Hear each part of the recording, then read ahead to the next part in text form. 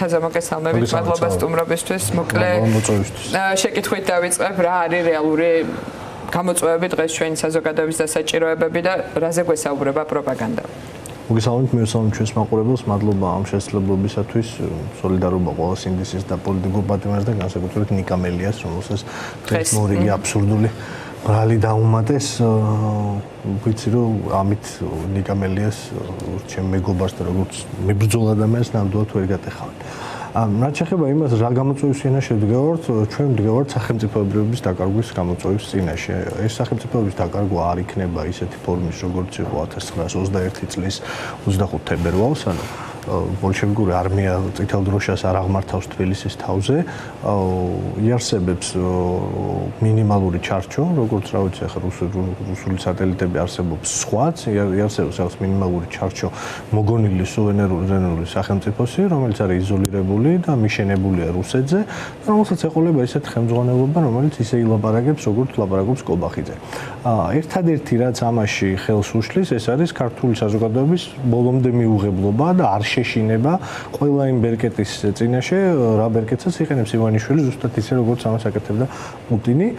ჩვენ ვართ აი ამის წინაშე, ჩვენ ვართ დაკარგვის წინაშე, იმისა, რაც ყველაზე ძვირფასი არის სახელმწიფოებრიობის, და ამ სახელმწიფოებრიობის დაკარგვის შიგნით კიდე ყველაზე დიდი უბედურება, რაც შეიძლება ვიღაც არ იყო, ხო, მე არა ვარ ესეთი მომთხოვნი საზოგადოების მიმართ და თითოეული ადამიანის ვიღაც შეიძლება არ უყურებდეს ეს ყველასთვის არ იყოს რაღაცა ქართული რესპუბლიკა ისეთი მნიშვნელოვანი იდეა, როგორც შეიძლება ჩემთვის და შენთვის იყოს, მაგრამ ასეთ ადამიანებს უნდა ესმოდეთ, რომ ისინი თავისუფლებას დაკარგავენ. ანუ ორი რამ, რაც რისთვისაც, რა ვიცი, ცხოვრობთ ხოლმე, ერთი არის სახელმწიფო, ჩვენი ქვეყანა, რომელიც გვაქვს, მადლობა ღმერთს, რომ 35 წელია, ავად თუ კარგად გვაქვს, ეს და მეორე ამ სახელმწიფოს შიგნით თავისუფლება. თავისუფლების დაკარგვის წინაშე ვართ. პროპაგანდა გვეუბნება, რომ ნუ, რა ვიცი, ევროპაში შეინობის პრობლემის წინაშე ვართ. პროპაგანდა გვეუბნება, რომ რაც სუვერენიტეტის დაკარგვის წინაშე. რატო გვეუბნება ხო ამას? იმიტომ რომ რაღაც კონკრეტულად უსაფრთხოების საკითხებთან დაკავშირებითაც გაჩნდა ძალიან დიდი შფოთი, გაურკვევლობა და კითხვები მოსახლეობაში. რა თქმა უნდა, ძალიან მნიშვნელოვანია სახელმწიფოებრივი ადამიანის უფლებებთან დაკავშირებული, ქვეყნის საგარეო ორიენტაციასთან დაკავშირებული საკითხები, მაგრამ ძალიან ყოფით თემებშიც შემოვიდა, ხო? შუქი, რატო ითიშება თელ ქვეყანაში ხოლმე, შეგვიძლია ვთქვათ, რატომ აქვს იარაღი ადამიანს, რომელსაც არ უნდა გქონდეს და რატომ ესურის ის და კლავს 17 წლის ადამიანს, რატომ ვარდება მუშა შენობიდან, რატომ გახდა საშიში პარკებში ბავშვების გაშვება ან ქუჩაში, ხო? ძალიან ბევრი ყოფითი ყოველდღიური გამოწვევა დადგა პირდაპირ უსაფრთხოებასთან დაკავშირებული, რაღაც გადარჩენასთან და უსაფრთხოებასთან და ამის შემდგომ მოდის, ხო? რაღაც ყოველდღიურ ცხოვრებაში ადამიანის უფლებებთან თუ სხვა დაკავშირებული საკითხები, რომელიც პირდაპირ რასაკვირველია, უბრალოდ აქ-მაში ვსაუბრობ, რომ აქამდე შევიდა ადამიანებთან. აი, ამას რას პასუხობენ, ესეც მნიშვნელოვანია და რომ ავწეროთ სისტემურად მათ შორის აი ენერგეტიკის კრიზისმაც რა გვაჩვენა. დღეს აი რა ვიცი არსებობენ მათ შორის რაღაცა ესენი ძალიან ცუდი ხალხია სინამდვილეში, ხო, ეხა ისინი არიან მათ შორის სულელები ბევრია და ეს სულელები უბრალოდ ნუ გამაღიზიანებლად სულელები არიან და მათ შორის არიან ადამიანები არ არიან სულელები, ჭკვიანები არიან და მიზანმიმართულად ეხა არიან სამშობლოს წინააღმდეგ სამსახურში და ყიდიან.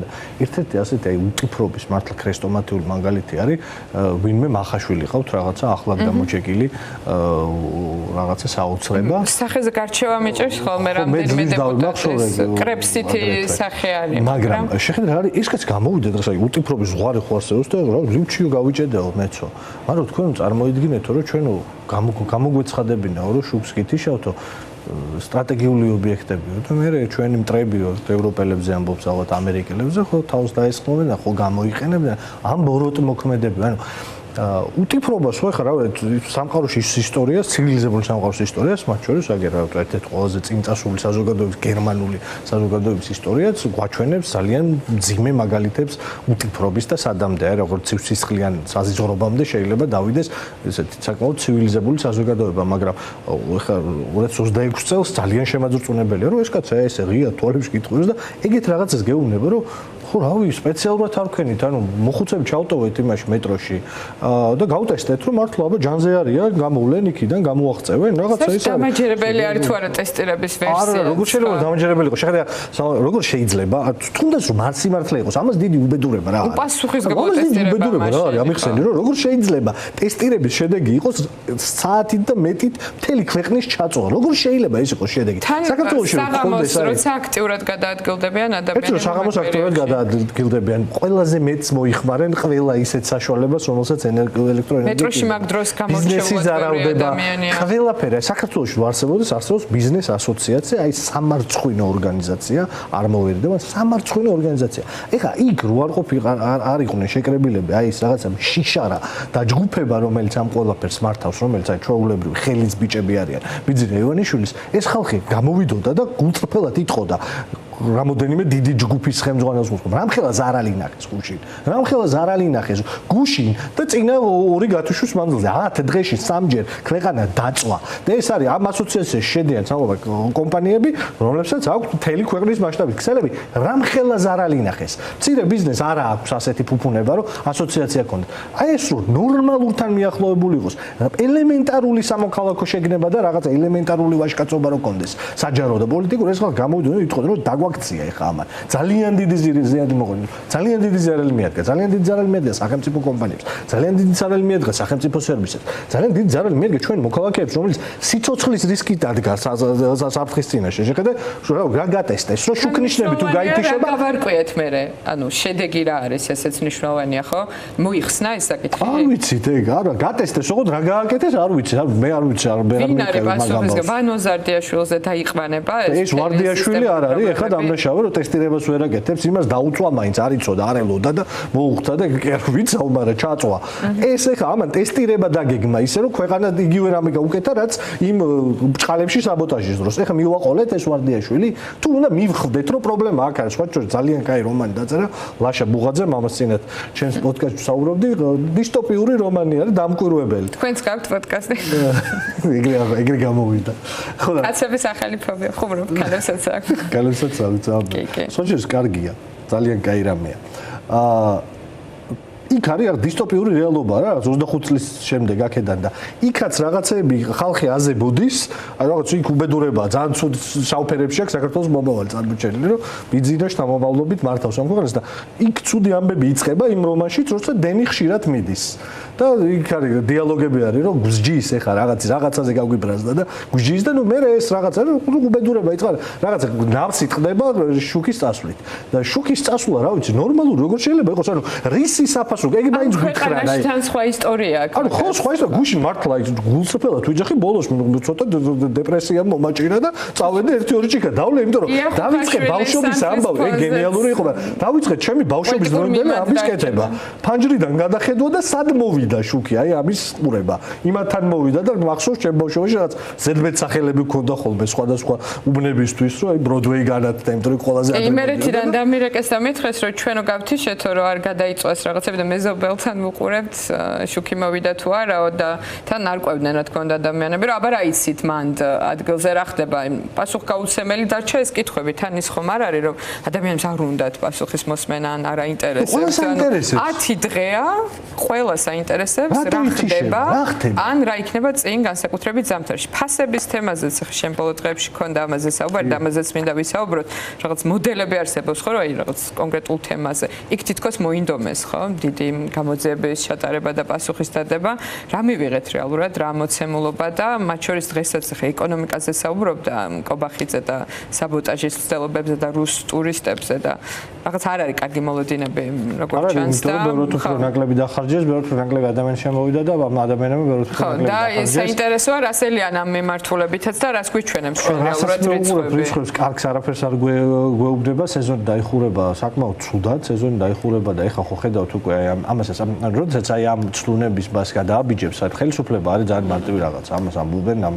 ამერიკელი დამფუძნებელი მამაცი. ხო, ის რყნის ყველა ვარიანტში ადამიანს, ადამიანი ვერ უძლებს ძალაუფლების უდიდეს ძალას და ამისთვის არსებობს ბალანსირების სისტემა, checks and balances. ამისთვის არსებობს, რომ ჩვენ ერთმანეთი გადავაზღვიოთ, რომ აი ეს ადამიანური ფაქტორი და როდესაც უკვე ყველა ზღვარს გადადიხარ და არა რა ის ჩეკი რის ბალანსი კაცო, ერთი კაცია და იმას ყველაფერი შეუძლია. ვერა სუვერენული, ეგ არის კიდევ ზემოდან დამატებითი გამოწვევა. კი ბატონო, და აქ ამბავი რაში არის, რომ როდესაც ყველა ცდუნება და აი აქამდე მიხვედი, რომ ყველაფერზე ზღაპარს შეთხზავ, ანუ პროპაგანდისტურ ზღაპარს შეთხზავ ყველა თემაზე, აი ტურიზმი არის ამის ნათელი მაგალითი და სუსმის ისევ უსაფრთხოება, ისევ ბრელეთი და ისევ შემოიტანეს ამბავი, რომ ეხა საბოტაჟს გამოვიკლევთ რუს ტურისტები, ვინ დააშიდა, რომ ბოდიში საჭმელს ჩაგიფურთხებენ და სადღაც ტყეში დაგტოვებენ. რომ ის რომ ცუდი რიცხვები ექნებათ ობიექტურად ისკენ რომ გამოვიდეს და თქვას, რომ ხო, რაღაცა მივქარეთ, რაღაცა სწორად არ დავარეკლამეთ, ან რაღაცა ხდება და ნუ არა გვაქვს ისეთ შემოსავალი. არა, გულწრფელობა გამორიცხულია, როგორც ფასებზე. სამომე მე-9 თვეა მიდის, მე-9 თვე ვითვლი ამას, იმიტომ რომ ყოველ თვე ყველა გამოცხადებაზე საქსტატის ამას ბრიფინგს ვაკეთებ და ამას ვადევნებ თვალყურს. იმიტომ რომ მგონია რომ ამ ქვეყნის ერთ-ერთი ყველაზე დიდი გამოწვევა არის დღეს აი რითიც თქვენ დაიწყეთ ყოფით საკითხებში ყველაზე მთავარი გამოწვევა არის ის რომ ინფლაცია უბრალოდ ასამარებს ჩვენ საზოგადოებას და აღარიბებს ყოველთვიურად ათასობით ადამიანს სიღარიბის ზღვარს მიღმა აქცევს. მე-9 ფორმებს და ტვიტებს მაგაზე მე კიდე აღარც მინდა საუბარი. მე-9 თვეა გამოცხადებიდან რომ ფასებთან ბრძოლას დაიწყებდნენ და დააკლებდნენ და მე-9 თვეა არც ერთი თვე არ ყოფილა რომ ყველა ძირითად სასურსათო პროდუქტზე საწვავზე არ გაზრდილიყო ფასი. მე-9 თვეა რეგულარულად ასე ხდება. ამას იწვევს ინფლაცია, ამას იწვევს ის რომ საქართველოში არ შემოდის არავითარი პირდაპირ უწყური ინვესტიცია. მარტივად რო ავხსნათ ეს რთული თემები არის, მაგრამ ძალიან მარტივად რო ავხსნათ ჩვენ მოქალაქეებს. სტაბილურობა ასაჭირო, საჭირო არის სახელმწიფო დეპარტამენტიც ამას ეუბნება, მათ შორის სტაბილურობა ძალიან მნიშვნელოვანი კომპონენტია. ეკონომიკა შეიძლება სტაბილურობა. და როცა თემ მოსახლეობის ამხელად ნაწილს თიშავშენ და უფლებებს ართმევ, ვეღარ არსებობს ეს სტაბილურობა. რა თქმა უნდა და მარტივი ამბავი, რატო არის სტაბილურობა? უბრალო სიტყვები კი არ არის. სტაბილურობა რატოა საჭირო? რატო ვედავებით და ვიძახით, რომ აი ისინი არიან მონსტრები, ვინც 100%-იან ფასნამაც ამატებს და არ არის მონსტრი ის, ვინც 100%-იან ფასნამაც ამატებს. სინამდვილეში რატო? იმიტომ რომ არასტაბილურ გარემოში, ქვეყანაში, რომელშიც სასამართლო არ არსებობს, ქვეყანაში, რომელშიც არასტაბილურობის გამო სესხი ძალიან ძვირი ღირს და ქვეყანაში, რომელშიც სახელმწიფოს იმედი არავის არ აქვს, ამ ქვეყანაში გრძელვადიანად ვერც ერთი ბიზნესმენი თავის ბიზნესს ვერ თulis გავუწევ. ვერავინ აბსოლუტურად შესაბამისად იმას აქვს, რომ მოკლე დროში ამოიღოს ჩადებული ფული და ნახოს რაღაცა მოგება, ქართული აი საშუალო და დიდი ბიზნესი მათ შორის ამ სისტემაზე აწყობილი. მცირე და საშუალო ხო ამით ცხოვრობს. სხვანაირად შეუძლებელია. როდესაც საფრანგეთს ვადარებდნენ 50 წელი შეუძლია გათვალოს ბიზნეს სტრატეგია ვიღაცამ საფრანგეთში, საშუალო და მცირე ბიზნესშიც 1% ნახევარში და 2%-ში აიღოს სესხი და თუ რაიმე დავა აქვს ან სახელმწიფოსთან ან ვინმესთან გავლენიანთან თუ გავლენის გარეშე თავისუფალ სასამართლოში წავიდეს და იქ თავისი სიმართლე დაამტკიცოს, საქართველოში არც ერთ მეწამეს ეს ფუფუნება არ აქვს. შესაბამისად, ის ცდილობს რომ მალე მოხვეჭოს, წაიღოს და დაანებოს თავი რაღაცა. ჯანსაღი გარემოს სიმპტომია. ხო, არა ეს თუ არ არის შეუძლებელია რომ რამე კარგი მოხდეს. ამას ემატება ის, რომ ეს არის ბანდიტურ სახელმწიფოდ გადაიქცა, რომელიც ეკონომიკას დააყენეს რუსული კონტრაბანდის ტარებაზე, რუსული ნავთობის გატარებაზე, რუსეთში სანქცირებული პროდუქციის შეტანაზე, ნარკოტრაფიკზე და თაღლითურ კოლცენტრებზე, რომელიც მილიონობით ხალხი ციხეში. ეხლა ზიამაღლობელიც უნდა გავიქცევოს. არავითარი სამართალი არ არსებობს. ხო, არ არსებობს სამართალი.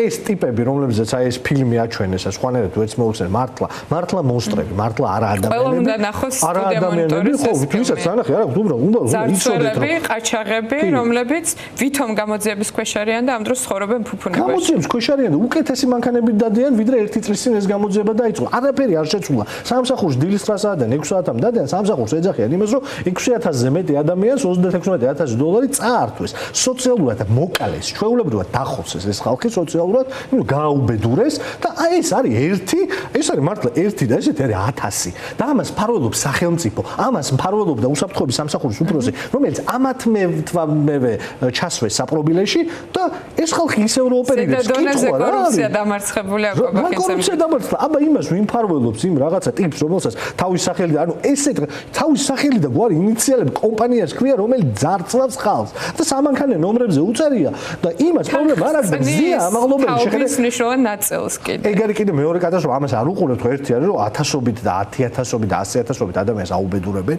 ეს ხალხი ოღონდ აუბედურებენ იმ ახალგაზრდების ხელით, რომელიც ნიჭიერები არიან, ხშირად ვიმეორებ ამას. ეს ნიჭიერი ხალხია, იმიტომ რომ ბევრი ენა იციან, ამ ენას ისე ფლობენ, რომ ადამიანებს ატყუებენ და მე შევე კარგი პირდაპირ ვთქვათ, რა ეხლა არ მერიდება ამის. სეილსმენები არიან კარგი, ხო ეხლა ადამიანს რო თაღლით თუ რაღაც სქემაში დიდი ფული ჩაადებინა, კარგი გაყიდვის ნიჭი უნდა გქონდეს.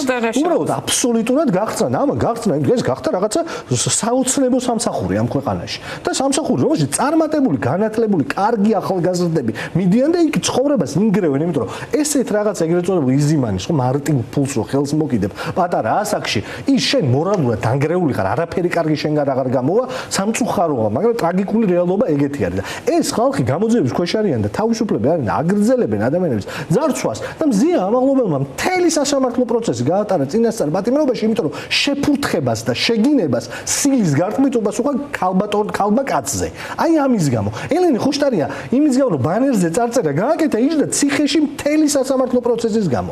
ალეკო ელისაშვილს იმის გამო რომ ერთი დანაშაული ჩაიდინა იმაზე 100-ჯერ უფრო მძიმე დანაშაულს აბრალებენ. საქართველოს ყველა პოლიტიკური ლიდერი მამუკა ხაზაძე, ბადრი ჯაფარიძე, ნიკამელია, რავი გვარამი ყველანი ზიან აბსურდულ საქმეზე განსაჯდელი სკამზე. ანუ ქვეყანაში ყველაფერი ამოტრიალდა და ერთი რაც თქვენ კოლეგებს უთხარი ამას წინათ. რა არის რაც გაიმედებს ამ ყველაფერში.